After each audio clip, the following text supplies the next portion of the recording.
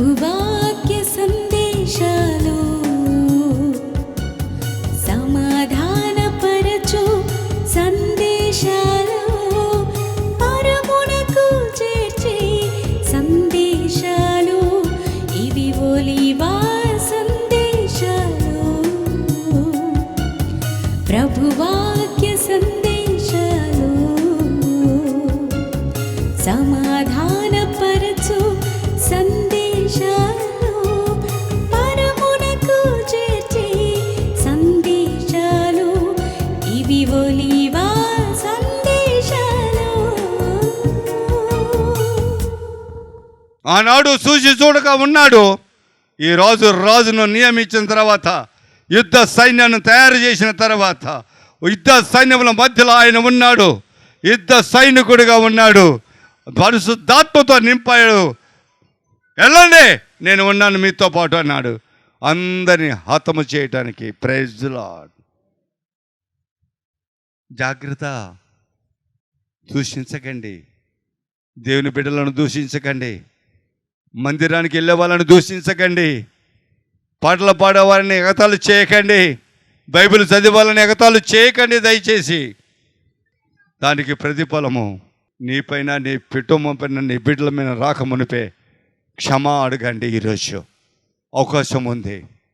అయ్యా, వాక్యం విన్నామయ్యా, అమాలేకుల మీద జ్ఞాపకం ఉంచుకొని నాయన సౌలు రాజును యుద్ధ సైనికులను సిద్ధపాటు చేసి నిర్మూలన చేసిన దేవా, నన్ను దయతో క్షమించయ్యా. తెలుసో తెలియక నీ బిడ్డల మీద మాటలు విసిరాను, తెలుసో తెలియక నీ దాసుల మీద మాటలు విసిరాను, నన్ను క్షమించైనా అవకాశం నీకు ఈరోజు దేవుడిచ్చాడు. ఎందుకంటే దేవుడు క్షమ అడిగేవాడు, తప్పక క్షమిస్తాడు. Praise the lord. నా ప్రియ సహోదరి సహోదరా, ఎంత గొప్ప మాట. అయితే సౌలు చిన్న పొరపాటు చేశాడు. సౌలు చేయలేదండి, సౌలుతో ఉన్నవారు చేశారు. ఎవరు చేశారండి? సౌలుతో ఉన్నవారు చేశారు. సైన్యాధిపతులు చేశారు, అధిపతులు చేశారు. చూడండి, అదే 15వ అధ్యాయం 9వ వచనం. సౌలును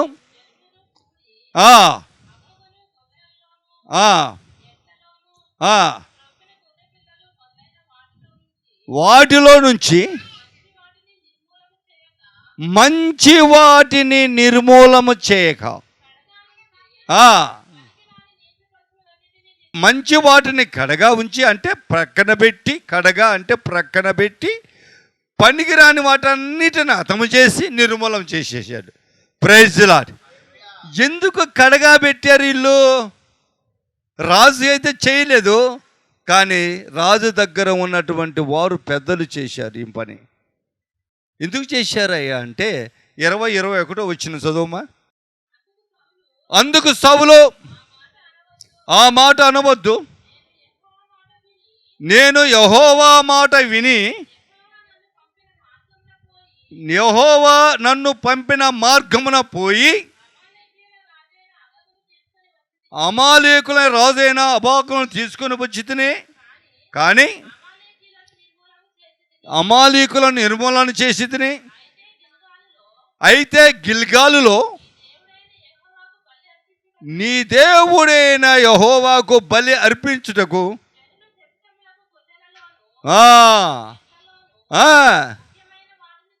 ప్రైజ్ ది లార్డ్. చూసావా, ఈ పేరాపని ఎవడిచ్చాడు? దేవుడు చెప్పాడా? మీరు మంచోటిని తీసుకుని వచ్చి గిల్గాల్కు వెళ్ళిపోయి గిల్గాల్లో ఆ బలిపీఠం మీద నాకు దహన బలిలు అర్పించమని దేవుడు చెప్పాడా? చెప్పలేదే. నిర్మూలం చేయమన్నాడు, హతము చేయమన్నాడు, ఒక్క పశువును కానీ ఉంచగాకమన్నాడు. కానీ వీళ్ళు ఏం చేశారంటే శ్రేష్టమైనవి, బలిష్టమైన వాటిని అన్నీ పక్కన పెట్టారు. ఈ ప్రేరేపణ ఎవరిచ్చాడు వీళ్ళకి? స్వార్థపరులు, అపవాది వారిలో కొంతమందిలో ప్రవేశించి దేవుని యొక్క ఆజ్ఞను అతిక్రమించేలాగా చేసి సౌలు రాజు మీద తిరుగుబాటు చేసేలాగున, సౌలు రాజును శపించేలాగున, సౌలు రాజును నిర్మూలన చేసేలాగున దేవుని యొక్క కార్యమును పరిపూర్ణము కాకుండా చేసి దేవునికి కోపము రప్పించింది అపవాది. అపవాది మనుషులలో ప్రవేశించాడు. Praise lord. ఏం చేశాడు? మనుషులలో ప్రవేశించాడు. అడిగాడా నాకు బలి ఇవ్వమని? అడగలేదే. కానీ ఈ ప్రజలు చేస్తారు. తల్లిదండ్రులు అందరూ కూడా మంచి భక్తిమంతులే, సహోదరి కూడా మంచి భక్తిమంతురాలే. సహోదరుడు ఒక్కడున్నాడు ఆ ఇంట్లో, వాడు తాగుబోతు, వాడు అబద్ధ సాక్షులు చెప్పేవాడు, కోట్లలో నిత్యం అబద్ధమే వాడు త్రాగుబోతు, అన్ని గుణలక్షణాలు, అపవాదితో కలిసి సహవాసం చేసేవాడు. సాయంత్రం వచ్చేలోపు అల్లరి. ఈ విశ్వాసుల జీవితం ఏమైంది? రోడ్డెక్కిందా లేదా? దేవునికి వ్యతిరేకమా కుటుంబం పైన కోప ఉద్రేకాలు పుట్టేలాగా చేశాడా లేదా? ఇంట్లో ఒక్కడుంటే చాడు ఆ ఇళ్ళంతా పాడవటానికి, దేవునికి వ్యతిరేకంగా నడిపించటానికి. కుటుంబంలో ఒక్కడు ఉంటే చాలు, ఇంటి యజమాని కానీ ఇంటి యజమానురాలైనా సరే, ఆ కుటుంబం మొత్తం నాశనం అవటానికి, దేవుని ఉగ్రతకు గురవటానికి. అందుకే అంటాను, క్రైస్తవ కుటుంబాలలో ఎందుకు ఈ విధముగా ఉంది? ఎందుకు అభివృద్ధి పొందలేకపోతున్నాం? ఎందుకు దేవుని యొక్క హత్తుకొని జీవించలేకపోతున్నాం? ఎందుకు ఈ దరిద్రం ఎలబుచ్చుతున్నాం? ఎందుకు మన బిడ్డల వివాహాలు జరగటం లేదు? ఎందుకు మనకు సరైన ఉద్యోగాలు రావటం లేదు? ఎందుకు దారిద్ర్యపు లేఖల్లో మించి మనం ముందుకు సాగిపోలేకపోతున్నాం? ఎప్పుడైనా ఆలోచన చేశారా అంటే కారణం ఇదే. మన కుటుంబాలు బాగుపడకపోవటానికి కారణం. మందిరానికి వెళ్తాం, కానీ మందిరం నుంచి బయటకు వచ్చిన తర్వాత లోక సంబంధమైన ఆలోచనలు చేస్తాం. ఎవరిని మెప్పించాలండి? ఎవరిని దేవుడు మెచ్చుకుంటాడా? దేవుని మాట ఇన్నవాన్ని మెచ్చుకుంటాడు, కానీ దేవుని మాటను లెక్క చేయక వ్యతిరేకం ప్రవర్తించిన వాడిని ఎందుకు మెచ్చుకుంటాడండి? ఆ కుటుంబాన్ని ఎందుకు దీవిస్తాడు? ఆ కుటుంబాన్ని ఎందుకు ఆశీర్వదిస్తాడు? ఎప్పుడైనా ఆలోచన చేశారు? ఈ వాక్యం చదివినప్పుడు, విన్నప్పుడు, బోధించినప్పుడు అందరూ చదువుకున్న వాళ్ళే, అందరూ మందిరాలకు వెళ్ళే వాళ్ళే, చక్కటి బోధ పరిశుద్ధాత్మదేవుడు బోధిస్తూనే ఉన్నాడు. ఈరోజు మంత పరిశుద్ధాత్మదేవుడు ఎలా బోధిస్తున్నాడో మందిరాల్లో కూడా పరిశుద్ధాత్మదేవుడే బోధిస్తున్నాడు కదా. ఎందుకు మనం పెడచెవిన పెడుతున్నాం? ఈ విషయాన్ని గురించి మనం ఎందుకు జాగ్రత్త పడటం లేదు? రాజు బాగానే జవాబిచ్చాడు సాముయేలు ప్రవక్తకి, కానీ ఇది ఎవర్రా చేసింది? ఎవరా శ్రేష్టమైన బలిష్టమైన వీటిని తీసుకొని గిల్గాలుకి వెళ్ళి, గిల్గాల్లో ఆ బలిపీఠం యొద్ద బలి అర్పించండి దేవుడికి అని చెప్పింది ఎవరో? దేవుడు అడగలేదుగా. దేవుడు నాశనం చేయమన్నాడు, హతము చేయమన్నాడు, నిర్మూలన చేయమన్నాడు. నా ప్రియ సహోదరి సహోదర, ఆలోచించే ఈరోజు మన కుటుంబాలు కూడా అలా ఉన్నాయి. క్రైస్తవ కుటుంబాలు చెయ్యమని కాక మన పని చేయటమే. అబద్ధం ఆడగాకంటే అబద్ధం ఆడేస్తారు అంతే. అబద్ధ సాక్ష్యాలు చెప్పగానే చెప్పేస్తారు అంతే. ఒకరిని మోసం చేయగానే చేసేస్తారు. కారణం అని తెలుసా? మనము దేవుని బిడ్డలుగా జీవిస్తున్నాం పేరుకు మాత్రమే, కానీ అపవాది స్వాధీనంలో ఉన్నాము. వాని తండ్రి దురాశలను నెరవేర్చువారుగా ఉన్నాం. కాబట్టి దేవుడు మన కుటుంబాన్ని ఆశీర్వదించలే. కాబట్టి మన బిడ్డలకు వివాహాలు జరగటంలే. కాబట్టి మన బిడ్డలకు ఉద్యోగాలు రావటం లేదు, సరైన పోషణ లేదు, అప్పుల బాధ తీరటం లేదు. మనము నశించిపోతున్నాము. దారిద్రపు రేఖ నుంచి బయటికి రాలేకపోతున్నాం. కారణం అంటే ఇదే. నా ప్రియ సహోదరి సహోదరు, ఆలోచన చేయండి. రాజ్యం అదే మొదటి సామెల గ్రంథము 16వ అధ్యాయం 1వ వచనం. అంతటా యెహోవా సాముయేలుతో ఇలాగు సెలవిచ్చెను, ఇజ్రాయేలుల మీద రాజుగా ఉండకుండా నేను విసర్జించిన పౌలుని గురించి. ఎవరు విసర్జించారంట? దేవుడు అంటున్నాడు. ఎవరిని విసర్జించింది? బలిష్టమైన బలమైన ఎడ్లను గొర్రెలను పక్కకు తీసుకుని వచ్చి వాటిని వేరు చేసి గిల్గాకు తీసుకుని వెళ్ళి బలి అర్పిద్దామన్న వారినా, లేకుంటే రాజునా? ఎవరిని విసర్జించింది? రాజును. కుటుంబ యజమానురాలునే శిక్షిస్తాడు బిడ్డలు పొరపాటు చేస్తే. ఎందుకో తెలుసా? ఆ బాధ్యత నీ మీద పెట్టాడు కనుక నువ్వు అతన్ని సరైన మార్గంలో నడిపించలేదు కనుక రాజు చేయలే పొరపాటు, కానీ సైనికులు చేశారు, అధిపతులు చేశారు. మనం దేవుడికే కదా బలి అర్పిస్తున్నాం, మనం మన సొంత కాదు కదా. పేరు దేవుంది, తంటం ఇల్లు, కడుపు నింపుకోవటం అపవాది మనస్తత్వం. కానీ శిక్షకు పాత్రుడైంది ఎవరు? రాజు. విసర్జించాను, ఇజ్రాయేలు ప్రజల మీద నుంచి రాజుగా ఈ సౌలును విసర్జించాను. చాలామంది కూడా కుటుంబాలలో తల్లిదండ్రులు విసర్జించిన తల్లిదండ్రులుగా ఉన్నారు. బిడ్డలను కంట్రోల్ చేయని తల్లిదండ్రులు, స్వాధీనంలో దేవుని యొక్క అడుగుజాడలో నడిపించలేని తల్లిదండ్రులు. ఈరోజు ఈ వాక్యం వింటున్న వారు సిగ్గుపడవలసిన అవసరం ఎంతైనా ఉంది. సిగ్గుపట్టమే కాదు, సరి చేసుకొని జీవించవలసిన అవసరం ఎంతైనా ఉంది. శిక్ష పిల్లలకు కాదు, పిల్లలను పెంచిన పెద్దలకు, తల్లిదండ్రులకు శిక్ష. Praise the lord. ఆలోచన చేయండి ఈరోజు నా ప్రియ సహోదరి సహోదరుడా. దేవుడు గొప్పవాడు. ఆయన నిర్మూలన చేసే దగ్గర నిర్మూలన చేస్తాడు, స్థాపించే దగ్గర స్థాపిస్తున్నాడు. మనం ఈ వాక్యం అంతా గమనిస్తే అందుకే అంటాడు, ఐగుప్తు నుంచి తీసుకొని వచ్చిన ఆ ప్రజలను ఇజ్రాయేలు ప్రజలు అంటారు, వారిని మీ స్వాధీనపరిచినప్పుడు వారిని హతము చేయండి, నిర్మూలన చేయండి, వారితో సంబంధం పెట్టుకోగాకండి, వారి మీద కనికర పడగాకండి. ఎవరైతే కనికర పడినాడో, ఎవరైతే సావాసం చేశాడో వాడు దేవునికి దూరమయ్యాడు, మరలా దాసత్వంలోనికి వెళ్ళిపోయాడు. చరిత్ర తిరిగేస్తే మీకు తెలుస్తుంది. Praise the lord. ఆ కానాని ప్రాంతంలో లేడు. ఆ ప్రాంతంలో ఉన్నటువంటి వారందరూ కూడా మరలా బానిసత్వంలోకి వెళ్ళిపోయారు. కారణమో దేవుడు చెప్పిన మాటను లెక్క చేయక వారిని మిగిలించారంట కొంతమంది. ఆ మిగిలించిన కొద్ది మంది ఏమయ్యారంట? కల్విషం చేశారు. కల్మితం చేసి ఆ యొక్క దేవుని బిడ్డలను దూరం చేశారు దేవునికి. ఇది చరిత్ర చెప్తుంది. పరిశుద్ధ గ్రంథం చదివితే మనకు అర్థమవుతుంది, లేదా శ్రద్ధగా మనసు పెట్టి వింటే అర్థమవుతుంది. మాకు చదువు రాదు కాదని చెప్పేవాళ్ళు చాలామంది ఉంటారు. కానీ మందిరానికి వెళ్తున్నావుగా, మనసు పెట్టి విను.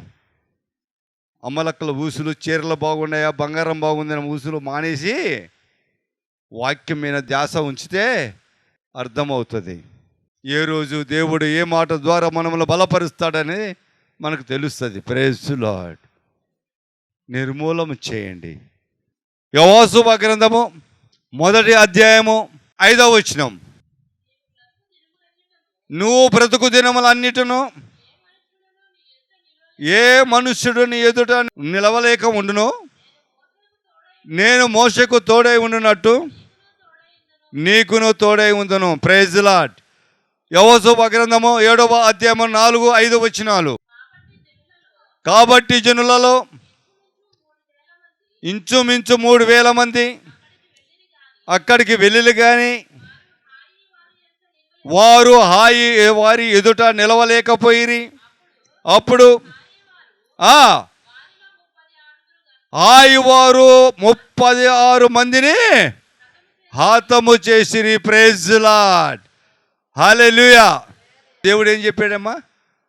నువ్వు బ్రతికినంత కాలం నీ ఎదుట ఎవడు నిలవజాడలు, మోషకు తోడై ఉన్న ప్రకారం నీకు నువ్వు తోడై ఉంటాను అని చెప్పిన దేవుడు ఏమయ్యాడు? అపజయం ఎందుకు కలిగింది? ఎందుకు 36 మంది ఇజ్రాయేలు ప్రజలు ఎందుకు చనిపోయారు సైనికులు? ఈ వార్త విన్న తర్వాత యెహోషువ గుండెలు బాదుకున్నాడంట, బట్టలు చించుకున్నారంట. ఏం జరిగింది? దేవుడు నాకు తోడై ఎందుకు లేడు? దేవుడు నన్ను ఎందుకు విడిచాడు? దేవుడు నాకు తోడై ఉంటే ఈ యొక్క అన్యాయం జరిగేది కాదు, ఈ అపజయం జరిగేది కాదు, నా బిడ్డలు చనిపోయేవారు కాదు నా ప్రజలు. దేవుడు నన్ను విడిచాడు. ఎందుకు విడిచాడు? కారణం ఏంటి అని ఆయన తెలియక కంగారు పడుతూ అసలు ఏం జరిగిందో ఆలోచన చేస్తూ మోకరించి ప్రార్థన చేస్తూ ప్రారంభించాడంట. నెత్తి మీద ధూళి పోసుకుంటూ, ఎక్కడా మందసం ఎదుట. 6వ వచనం, యెహోషువ తన బట్టలు చించుకొని తానును ఇశ్రాయేలు పెద్దలను ఆ సాయంకాల సమయం వరకు యెహోవా మందసము ఎదుట నేల మీద ముఖములో మోపుకొని తన తలల మీద ధూళి పోసుకొని. 10వ వచనం, యెహోవా లెమ్మో, నువ్వు ఎలా ఇక్కడ ముఖము నేల వరకు మోపుకొని ఉన్నావు? ఇశ్రాయేలులు పాపము చేసిన, దేవుని నామానికి మహిమ కలుగును గాక. ఏం చేశారంట? ఎవరు చేశారంట? శిక్ష ఎవరు భరించారంట? అన్య ప్రజలు. శిక్ష ఎవరు? పాపం చేసినోడు భరించాల, వేరే వాళ్ళు భరించారు. కుటుంబంలో కూడా తప్పు చేసినోడు బాగానే ఉన్నాడు, జైలుకి వెళ్ళి కూర్చున్నాడు. కానీ కష్టాల పాలైంది కుటుంబ సభ్యులే, అప్పుల పాలైంది కుటుంబ సభ్యులే, బెట్టింగులు కట్టి, కోడి పంజాలు కట్టి, పొలాలు పోగొట్టుకొని, కుటుంబ ఇళ్ళు పోగొట్టుకొని, ఒట్టి చేలతో వచ్చి ఇంట్లో ఉన్న వారిని బయటికి నెట్టేసి రోడ్డు మీదకి నవ్వుల పాలు చేసి ఆత్మహత్య చేసుకొని చనిపోయాడు. కానీ కష్టాల్లో తెచ్చింది కుటుంబ సభ్యులకే. ఒక్కడు చాడు కుటుంబాన్ని పతనం చేయటానికి, కుటుంబాన్ని రోడ్డు మీదకి లాగటానికి, కుటుంబాన్ని అల్లకోలం చేయటానికి ఒక్కడు చాలండి. దేవుని సన్నిధిలో అంటున్నాడు, అయ్యా ఏంటి నా పరిస్థితి అని అడిగినప్పుడు దేవుడు అంటున్నాడు, ఓ యెహోషువ లే, ఎందుకయ్యా నీ ముఖము నేల వరకు మోపుకొని నా సన్నిధిలో గోజాడుతున్నావో? నీ ప్రజలు నాకు వ్యతిరేకంగా పాపం చేశారు. యెహోషువ గ్రంథం 6వ అధ్యాయం 18వ వచనం, యెహోషువ హెచ్చరించాడు. ఏమని హెచ్చరించాడు? శపింపబడిన దానిలో కొంచెమైనను మీరు తీసుకొని ఎడల మీరు శాపగ్రస్తులు అవుతారు. ఇశ్రాయేలుల పాలెమునకు శాపము తెప్పించి దానికి బాధ కలగజేతురని హెచ్చరించాడు ముందే. దేవుడు చెప్పిన మాట ప్రకారం హెచ్చరించగా లేకుండా ఉండలే. దేవుడు తన దాసుని ద్వారా హెచ్చరించాడు. కుటుంబ యజమాని తల్లిదండ్రులు బిడ్డలకు హెచ్చరిస్తూనే ఉంటారు. వారి స్నేహం మంచిది కాదు, వారి సావాసం మంచిది కాదు, వాళ్ళతో ఎల్లగాకండి. వాడు కోడి పందాలు ఆడతాడు, వాడు జూజం ఆడతాడు, వాడు దొంగతనం చేస్తాడు. నువ్వు వాంతో పాటు వెళ్తే నిన్ను కూడా తీసుకెళ్ళి జైల్లో వేస్తారు. మేము డబ్బులు కట్టి ఇడిపించుకొని రావడానికి మా దగ్గర ధనము లేదు, డబ్బు లేదు, ఏ రోజు ఆ రోజు కష్టపట్టోళ్ళమని బతిమిలాడి చెప్పిన కానీ ఎండ్రే అస్సలు ఏమైపోతే నాకెందుకు, మీరు నా కోరికను నెరవేర్చుకోవాలి, నా ఆశను నెరవేర్చుకోవాలనే దౌర్భాగ్యమైన బిడ్డలు ఈనాడు కూడా కుటుంబాలలో ఉన్నారు. క్రైస్తవ కుటుంబాలలో ఉన్నారు, క్రైస్తవ కుటుంబాలలో జీవిస్తున్నారు. ఇటువంటి దౌర్భాగ్యమైన కుటుంబ వ్యవస్థలో ఉన్న క్రైస్తవులారా, ఆలకించండి ఈరోజు ఈ వాక్యాన్ని. నీ బిడ్డలను సరి చేసుకుంటారా? దేవుడు అంటున్నాడు, రే వాళ్ళు శాపగ్రస్తులయ్యారయ్యా, పాపము చేశారయ్యా అన్నాడు. 11వ వచనం చదువు.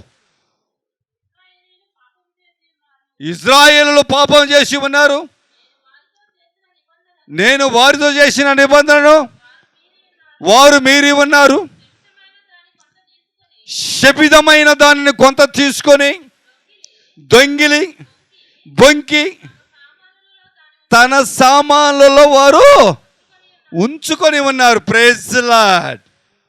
ఎలా ఉన్నారంట? అది దేవుడికి తెలిసింది, యెహోషువకు తెలియలే. పాపం తల్లిదండ్రులకు తెలియదు, కానీ కుటుంబ సభ్యులలో అక్క చెల్లెలకు తెలుస్తుంది, అన్నదమ్ములకు తెలుస్తుంది ఎవరు ఎటువంటి వాళ్ళు ఏం చేస్తున్నారో. కానీ దాచి పెడతారు. కానీ అప్పుడే తల్లిదండ్రులకు చెప్తే జాగ్రత్త పడేవారేమో చేయి దాటిపోయిన తర్వాత చెప్తారు.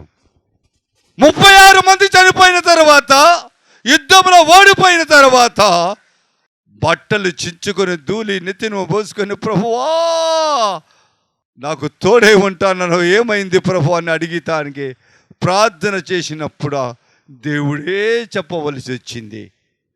కానీ దొంగిలించిన వాడు చెప్పలేదు, దాచిన వాడు చెప్పలేదు. ఎంత దౌర్భాగ్యమో క్రైస్తవ జీవితం. క్రైస్తవ కుటుంబాలు ఇంత దౌర్భాగ్య పరిస్థితుల్లో ఉంటాయని ఏనాడు ఊహించలే దేవుడు. Praise lord. ఆనాడే కాదు, ఈనాడు కూడా అట్లనే ఉంది. ఈ క్రైస్తవ సమాజం అలాగా ఉంది. మారలా, మారు మనసు పొందలే, పాప క్షమాపణ పొందలేదండి. నా ప్రియ సహోదరి సహోదరుడా, దేవుడు ఎందుకు సహాయం చేస్తాడు మనకు? ఎందుకు ఈ యొక్క క్రైస్తవ సమాజాన్ని బాగు చేస్తాడు? ఎందుకు ఈ క్రైస్తవ సమాజంలో ఉన్న ఈ క్రైస్తవ కుటుంబాలను ఎందుకు రక్షిస్తాడు? దుష్టునికి అప్పచెప్తున్నాడు, దుర్మార్గులకు అప్పచెప్తున్నాడు, హింసిస్తున్నారు, కొడుతున్నారు. ఇంకా బుద్ధి రావటం లేదే, ఇంకా జ్ఞానం రావటం లేదే, తగలేస్తున్నారు, బుద్ధి రావటం లేదే. ఎప్పుడు వస్తుందండి ఈ క్రైస్తవులకి? ఎప్పుడు వస్తుందండి యేసుక్రీస్తు బిడ్డలకు? ఎంతవరకు దొంగలుగా ఉంటారు, ఎంతవరకు దోపిడిదారులుగా ఉంటారు, ఎంతవరకు మోసగాళ్ళగా ఉంటారు, ఎంతవరకు సమాజాన్ని పాడు చేస్తూ ఉంటారు. వాళ్ళు ఎవరైనా సరే, వారి విశ్వాసుల, ప్రార్థన పరుల, సేవకుల, సువార్తకుల, సంఘ కాపరుల, ఎవరైనా సరే, నువ్వు చేసేది తప్పైతే తప్పే. నీ వలన అనేక మంది శత్రుల చేతులలో హింసకు గురవుతున్నారు. విషయం నీకు తెలుసా? ఆలోచన చేయండి. ఈరోజు దాయండి, తప్పితములు దాయండి, అబద్ధాలు చెప్పండి, మోసాలు చేయండి, దగా చేయండి, ఇతరుల నుంచి సొమ్ముకు ఆశపడి. దేవుడు చూస్తున్నాడు, ప్రజలు చూడకపోలేదు. అందుకే ఎక్కడ పన్నావంటే అక్కడే ఉన్నావు, లేవలేకపోతున్నావు. Praise lord. అభివృద్ధి పొందలేకపోతున్నావు. కారణం ఏంటంటే ఇదే. నువ్వు దొంగవు, నువ్వు మోసగాడువి, దేవునికి వ్యతిరేకవాదివి, అపవాది మనిషివి. పేరుకు మాత్రమే యేసుక్రీస్తు బిడ్డవు, కానీ అపవాది గుణలక్షణాలు నిండా నింపుకొని ఉన్న మనిషివి. దేవుడు వదిలివేశాడండి. యెహోషువను వదిలివేసిన ప్రకారము, ఇశ్రాయేలు ప్రజలను వదిలివేసిన ప్రకారము నిన్ను, నీ కుటుంబాన్ని వదిలివేశాడు, దుష్టునికి అప్పచెప్పాడు. కారణము నీకు తెలుసు. యెహోషువ గ్రంథం 7వ అధ్యాయం 12వ వచనం. కాబట్టి ఇశ్రాయేలులు శాపగ్రస్తులై తన శత్రుల ఎదుట నిలవలేక, తన శత్రుల ఎదుట ఎన్నికకి తిరిగిరి. శాపగ్రస్తులైన వారు మీ మధ్యలో ఉండకుండా మీరు వారిని నిర్మూలము చేయుడి. మీరు వారిని మీ మధ్య ఉండకుండా. Praise lord. అది కన్న కూతురు కావచ్చు, కన్న కొడుకు కావచ్చు, చేసుకున్న భార్య కావచ్చు, చేసుకున్న భర్త కావచ్చు. నీ కుటుంబానికి హాని చేసేవాడు ఎవడైనా సరే వాడిని సరిచేయండి. సరిచేయకపోతే నిర్మూలం చేయండి. దేవుడు చెప్తున్న మాట. Praise lord. నేను చెప్తున్న మాట కాదు. ఈరోజు ఒక్కరి వలన కుటుంబము పాడైపోవటానికి ఈ దేవునికి ఇష్టం లేదు. 36 మంది చనిపోయారు. కారకులైన ఆ దుర్మార్గుని, ఆ నీచుణ్ణి, ఆ దొంగను, ఆ మోసగాన్ని, ఆ శాపగ్రస్తుని నిర్మూలం చేయి. యెహోషువా వాడిని ఎత్తుకో, వాడిని పట్టుకో, నిర్మూలం చేయి.